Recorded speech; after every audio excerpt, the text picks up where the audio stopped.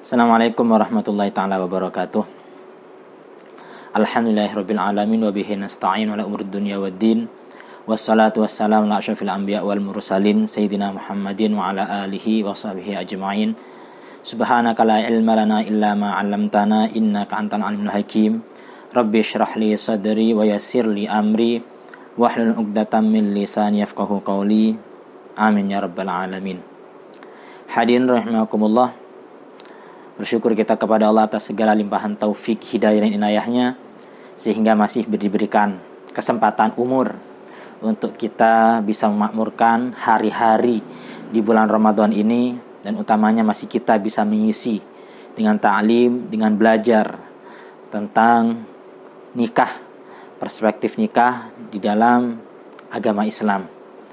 Dan pada kesempatan kali ini Al-Fakir Ilallah ingin menyampaikan hal yang paling prinsip di dalam pernikahan, yaitu di mana seorang yang akan menikah maka disyaratkan untuk dinikahkan langsung oleh walinya.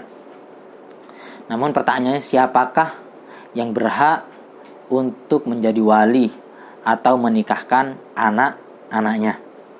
Maka dikatakan di sini, Bismillahirrahmanirrahim, fala yasihu illa biwaliyin dzakarin mukallafin hurrin muslimin adlin tamin nadhar. Syarat untuk menjadi wali itu dia harus laki-laki. Berarti orang perempuan tidak berhak untuk menjadi wali. Yang kedua, dia harus merdeka, hurrin, merdeka. Berarti seorang yang menjadi budak masa lalu masih banyak perbudakan, dia tidak boleh untuk menjadi wali. Muslimin, harus muslim. Jadi kalau ada orang yang kebetulan dia adalah anak dari orang non-muslim, maka ayahnya tidak berhak untuk menikahkan anaknya. Artinya wali itu harus muslim. Sebagaimana juga pasangan kita harus muslim untuk menjadi dikatakan sah. Sehingga nikah itu tidak sah apabila beda agama. Adlin, harus adil. Wali itu harus adil.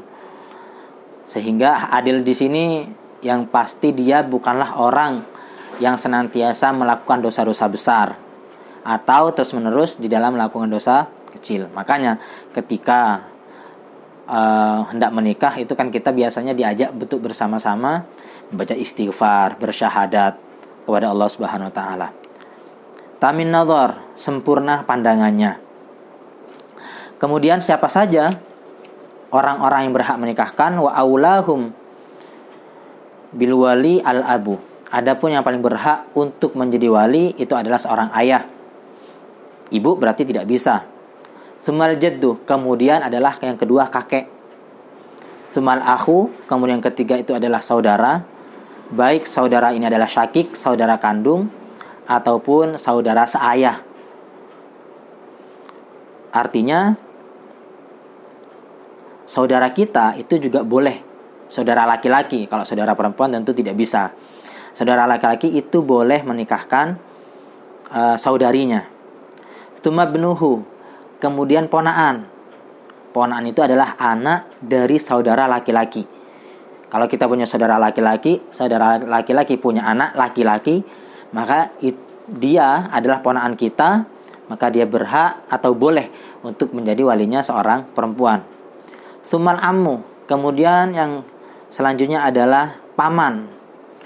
Am itu adalah saudara dari jalur ayah.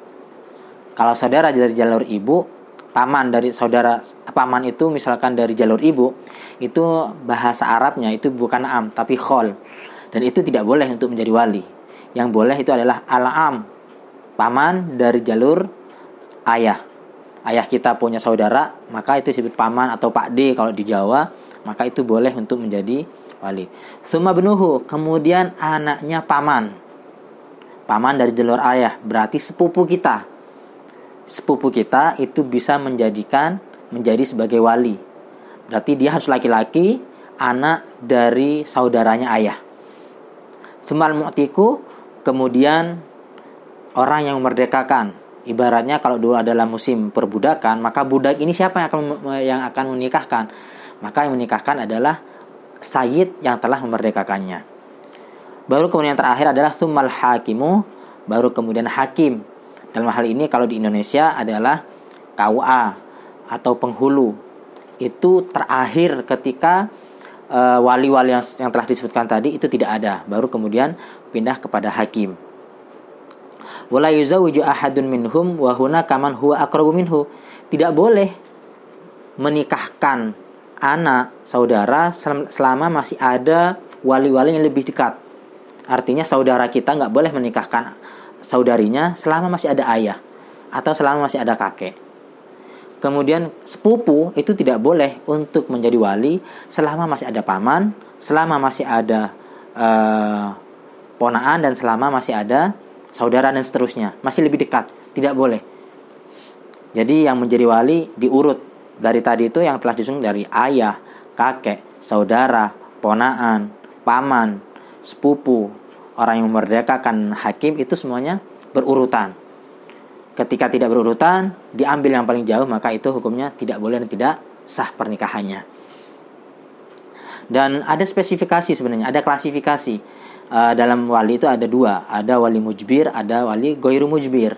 Wali mujbir itu adalah wali yang berhak atau boleh menikahkan putrinya tanpa ada izin.